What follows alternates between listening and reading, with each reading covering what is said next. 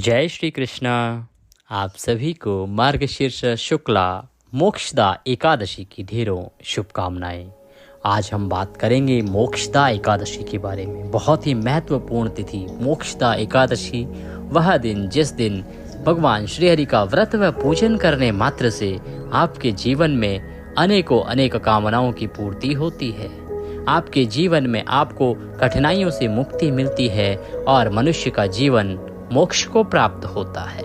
बहुत ही अधिक फलदायी है आने वाली एकादशी मोक्षदा एकादशी। आपको बताएंगे साथ में नियम क्या हैं, क्योंकि एकादशी के व्रत का नियम जो है उसका पालन आवश्यक है। एकादशी का व्रत तो सभी करते हैं, परंतु एकादशी के व्रत में यदि नियमों की अवहेलना की जाए तो उसका व्रत फलदायी नहीं होता है। हम पहले भी आपको बताते आए हैं कि प्रत्येक एकादशी में कोई ना कोई अलग नियम होता है जिसका पालन आपको अवश्य ही करना चाहिए। एकादशी के व्रत से जितना अधिक फल आपको प्राप्त होता है उतना ही अधिक कठिन है उसके नियमों का पालन करना। इसीलिए यदि नियमों का पालन करते हुए व्रत को ना किया जाए तो वह शुभ फल की जगह अशुभ फलदायी भी हो सकता है। इसीलिए ध्यान से देखिएगा और सुनिएगा कि एकादशी के व्रत के नियम क्या हैं।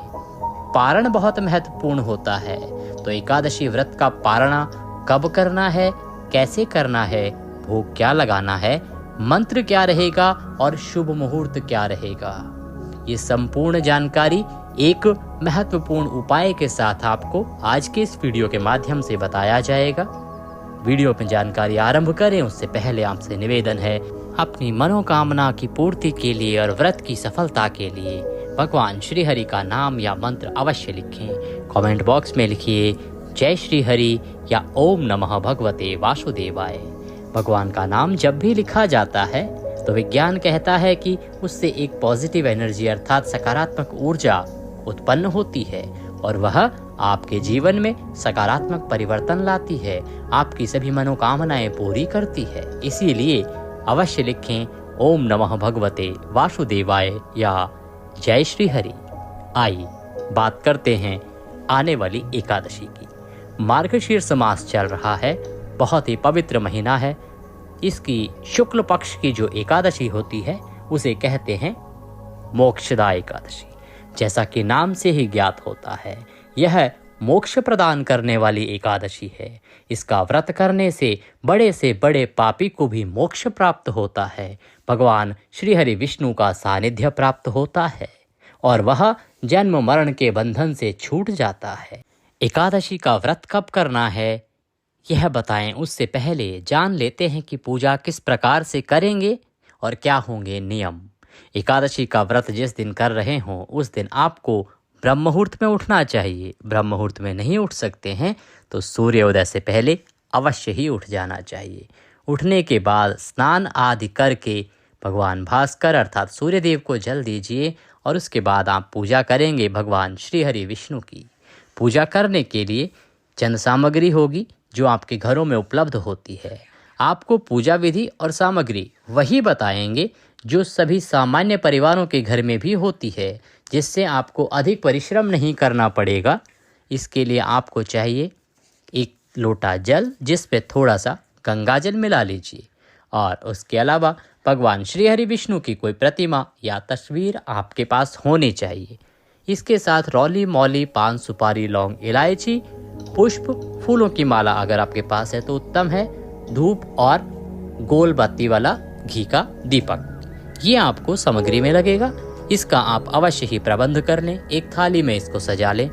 एक स्थान पर जहां आपको पूजा करनी है आसन लगा के बैठ जाए। सर्वप्रथम भगवान की प्रतिमा अगर आपके पास नहीं है मंदिर में आपको स्थापित करनी है तो उसकी विधि बता देते हैं। जिस भी स्थान पर आप उसे रखना चाहें, मंदिर में जगह है मंदिर में रखिए, कोई चौकी आपके पास लकड़ी की है तो उसके ऊपर रखिए। अगर आपके पास कोई जगह नहीं है तो जमीन पर भी आप रख सकते हैं।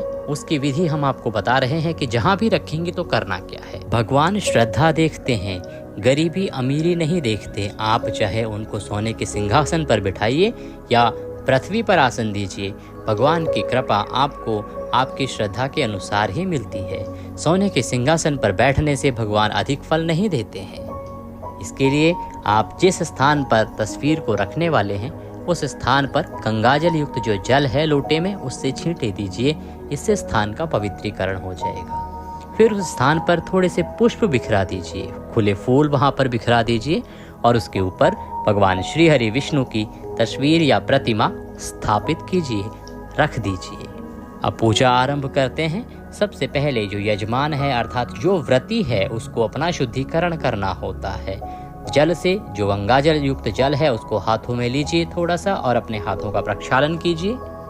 फिर जलाचमनी करनी चाहिए अर्थात उसमें से जल लीजिए और 3 बार पी लीजिए। 1-1 चम्मच जल लीजिए और वह पी लीजिए।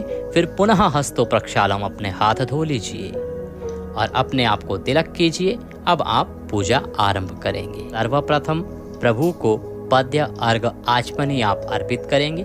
पंचोपचार पूजा विधि आपको इसमें करनी है। पंचोपचार पूजा विधि में भगवान को पद्य अर्घ आचमनी कराइए। पद्य अर्घ आचमनी किस प्रकार से, जो गंगाजल युक्त जल है उससे 3 बार भगवान की तस्वीर को या प्रतिमा को छींटे दीजिए। साफ वस्त्र से पोंछ दीजिए। आपके पास यदि कोई प्रतिमा है जिसका अभिषेक कराया जा सकता है तो उसका अभिषेक कराइए। किस प्रकार से अभिषेक कराएंगे? अभिषेक आपको कराना है पंचामृत से। पंचामृत बनेगा, कच्चा दूध लीजिए, दही लीजिए, घी लीजिए, शहद लीजिए, उसमें थोड़ा शक्कर मिला लीजिए और इससे बनाइए पंचामृत। पहले शुद्ध जल से भगवान का अभिषेक कीजिए, फिर पंचामृत से अभिषेक कीजिए और फिर पुनः शुद्ध जल जिसमें गंगाजल मिला है उससे अभिषेक कीजिए। इसके बाद भगवान को तिलक लगाइए। तिलकम तिलकांते अक्षतान पान्तु पुष्पाणि पान्तु धूप दीप दर्शनम। पुष्प अर्पित कीजिए। माला आपके पास है तो माला पहनाइए। धूप दिखाइए, दीप दिखाइए, धूप दिखाइए और घी का दीपक आप जलाइए। निवेदन आपसे है कि जो देसी घी हो, शुद्ध घी हो, उसी घी का दीपक जलाएं। पूजा के घी के नाम पर आजकल बहुत ही सस्ते में जो घी दिया जा रहा है वह अशुद्ध घी होता है। आप अगर बहुत अधिक नहीं खर्च कर सकते हैं, आर्थिक हालात को आप देखना चाहते हैं, तो आप बेहतर रहेगा कि तिल के तेल का दिया जला दीजिए, परंतु अशुद्ध घी का दिया बिल्कुल भी ना जलाएं। घी का दिया जलाइए। नैवेद्य अर्पित कीजिए। नैवेद्य में कोई मिठाई आपके पास है वह भगवान को अर्पित कीजिए। मिठाई नहीं है आप कोई फल चढ़ा सकते हैं। फल भी नहीं है तो आप मिश्री के कुछ दाने ले लीजिए, वह भगवान को नैवेद्य के रूप में अर्पित कीजिए। पंचोपचार पूजा यहाँ पर हो जाती है। इससे पहले आपको संकल्प भी करना चाहिए। संकल्प करने का विधान है कि सीधे हाथ में जल लीजिए। जल लेके 3 बार बोलिए ओम श्री विष्णु, ओम श्री विष्णु, ओम श्री विष्णु। अपना नाम, अपना गोत्र, जिस स्थान पर बैठकर आप संकल्प कर रहे हैं ना, वहाँ का मकान नंबर, क्षेत्र का नाम और शहर का नाम। मार्गशीर्ष मासे शुक्ल पक्षे मोक्षदा एकादश्यायाम पूर्णतिथियो अमुक वासरे, जो भी उस दिन वार पड़ रहा है वह वार बोलिए। प्रभु आज के दिन हम अमुक उद्देश्य की प्राप्ति के लिए मोक्षदा एकादशी व्रत व पूजन करने का संकल्प करते हैं। इसको हम सफलता पूर्वक कर पाएं, इतनी शक्ति दीजिए और इसे स्वीकार कीजिए। इस प्रकार से आप वह संकल्प भगवान के चरणों में अर्पित कर दीजिए। फिर आप जो पूजा विधि हमने बताई है, पंचोपचार पूजा विधि, उससे पूजा कीजिए। पूजा करने के बाद आपको ओम नमः भगवते वासुदेवाय मंत्र का जाप करना चाहिए और कथा अवश्य ही पढ़नी या सुननी चाहिए। मोक्षदा एकादशी की कथा जो आपके इसी चैनल देवभूमि पर प्रत्येक एकादशी पर सुनाई जाती है। प्रत्येक एकादशी का अलग महात्म्य, अलग कथा होती है और वही कथा आपको सुनाई जाती है। कथा की विशेषता ये है कि जितनी भी एकादशियां हैं उन सभी की कथा भगवान श्री कृष्ण के द्वारा युधिष्ठिर को सुनाई जा रही है। इसीलिए कथा में हमेशा युधिष्ठिर को भगवान श्री कृष्ण वृतांत बताते हैं। इसका आप ध्यान रखिएगा और वही कथा सुनिएगा जो ऑथेंटिक हो, क्योंकि YouTube पर आजकल बहुत से यूट्यूबर्स कोई भी कथा एकादशी के नाम पे सुना देते हैं जो कि बहुत ही दुर्भाग्यपूर्ण होता है। तो आप सही कथा सुने। सही जो पुराणों में वर्णित है, प्रत्येक एकादशी की अलग अलग कथा होती है और ऑथेंटिक कथा या जानकारी प्राप्त करने के लिए अगर आपने चैनल को सब्सक्राइब नहीं किया है तो सब्सक्राइब कर लीजिए, क्योंकि ये देवभूमि ज्योतिष संस्थान का यूट्यूब चैनल है, देवभूमि धार्मिक। इस पर जो भी जानकारी दी जाती है वह पंचांग और ज्योतिष शास्त्र पर ही आधारित होती है। कथा सुनेंगे, कथा सुन के आरती करेंगे, आरती करके भगवान को भोग लगाएंगे और प्रसाद सभी बंधु बांधवों में वितरित करेंगे। इसके बाद बारी आती है कि दिन के नियम क्या रहेंगे। आप दिन को कुछ नियमों का पालन करते हुए व्यतीत करेंगे और अगले दिन व्रत का पारण करेंगे।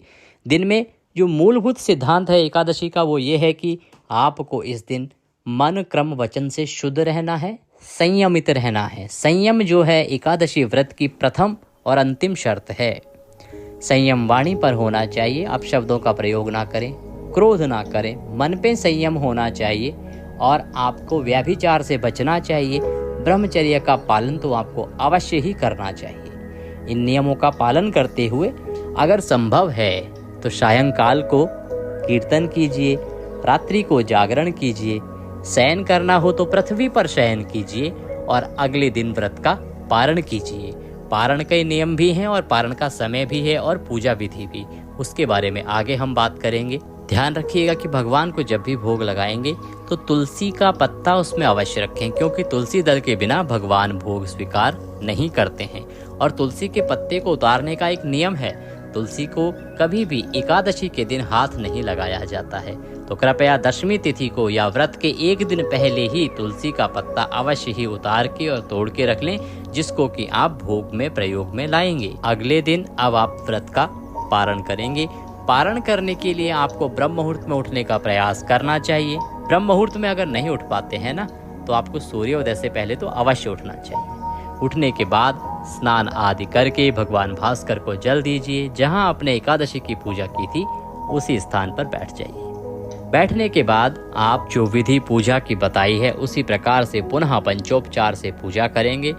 आप पहले शुद्ध जल से स्नान कराएंगे, स्नान करा के तिलक करेंगे, फूलों की माला पहनाएंगे, घी का दिया जलाएंगे, धूप दिखाएंगे, दीप दिखाएंगे और साथ में नैवेद्य अर्पित करेंगे। इसके बाद पारणा का भोग लगाया जाता है। तो पारण वाले दिन आपको बनाने चाहिए पीले चावल। पीले चावल का भोग आप लगा सकते हैं या मोक्षदा एकादशी पर आप केसर की खीर का भोग भी लगा सकते हैं। केसर युक्त खीर का भोग भी लगा सकते हैं। बहुत से सज्जन सवाल करते हैं कि एकादशी पर चावल नहीं खाए जाते हैं। सही बात है, एकादशी पर चावल नहीं खाए जाते हैं, परंतु द्वादशी को चावल का विशेष विधान है। या तो पीले चावल का भोग लगाएं, उत्तम रहेगा। और मोक्षदा एकादशी पर यदि आप केसर युक्त खीर का भोग लगाते हैं तो वह अति उत्तम रहेगा। भोग जब लगाएं तो उसमें तुलसी का पत्ता अवश्य रखें।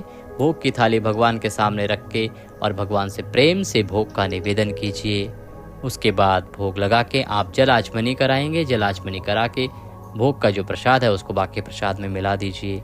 अब आप करेंगे पुष्पांजलि। पुष्पांजलि की विधि हमने पहले भी आपको बताई है, अन्यथा अगले वीडियो में अवश्य ही आपके साथ साझा करेंगे, क्योंकि पुष्पांजलि बहुत आवश्यक नियम है। इसके बिना कोई भी पूजा पूरी नहीं होती है। ये पूजा का अंतिम पड़ाव होता है और इसी के साथ पूजा की जो भी आपने कोई त्रुटि, कोई भूल की होती है, उसका भी पश्चाताप इसके माध्यम से किया जाता है। इसीलिए इस विधि को अवश्य देखना चाहिए। पहले भी हमने इसके बारे में वीडियो बनाया है, उसको देख लीजिएगा। अगर आपको नहीं मिलता है तो अगले वीडियो में जो हम एकादशी का बनाने वाले हैं, मोक्षदा एकादशी के बारे में, उसमें अवश्य ही इसके बारे में बताएंगे कि आपको किस प्रकार से पुष्पांजलि करनी चाहिए। पुष्पांजलि करने के बाद आपकी पूजा पूर्ण होती है। फिर आपको किसी ब्राह्मण को भोजन कराना चाहिए। इस दिन आपको ब्राह्मण को गर्म कपड़े या फिर जूते देने का विशेष रूप से फल प्राप्त होता है। यदि आप दान देते हैं, जूते दान दीजिए या तो आप गर्म कपड़े इस दिन ब्राह्मण को दान दीजिए भोजन करा के। यदि आप भोजन नहीं करा सकते हैं तो कोई भी सूखा सामान भी ब्राह्मण को दान दे सकते हैं, मंदिर में दे सकते हैं। उसके बाद आपको अपने व्रत का पारण करना चाहिए। पारण देखिए हमेशा द्वादशी तिथि में किया जाता है, पहला नियम। द्वादशी तिथि के पहले 5.5 घंटे में नहीं किया जाता है, दूसरा नियम। और तीसरा सूर्योदय के बाद किया जाता है। इन नियमों के आधार पर ही पारण का मुहूर्त डिसाइड होता है, निर्धारित होता है। और ये जो नियम है इन्हीं को ध्यान में रखते हुए यह बताया जाता है कि कब आपको पारण करना चाहिए। ये 3 मूलभूत सिद्धांत हैं, इनका पालन करना आवश्यक होता है पारण में। इन्हीं के अनुसार हम आपको बताएंगे कि पारण आपको कब करना है। पारण करने के लिए जब आप बैठेंगे ना, तो जब बैठेंगे तो आपको मंत्र बोलना है, ओम नमः भगवते वासुदेवाय, ओम नमः भगवते वासुदेवाय। 5 बार मंत्र बोलिएगा और उसके बाद तुलसी का पत्ता मुंह में रखिएगा और व्रत का पारण कीजिएगा। उसके बाद जो भी शुद्ध भोजन हो उसको आप खा सकते हैं। ध्यान रखिएगा कि इस दिन लहसुन प्याज आदि वर्जित हैं, नहीं खाने हैं। पारण के समय जो आप खाना खा रहे हैं उसमें लहसुन प्याज आदि नहीं होने चाहिए।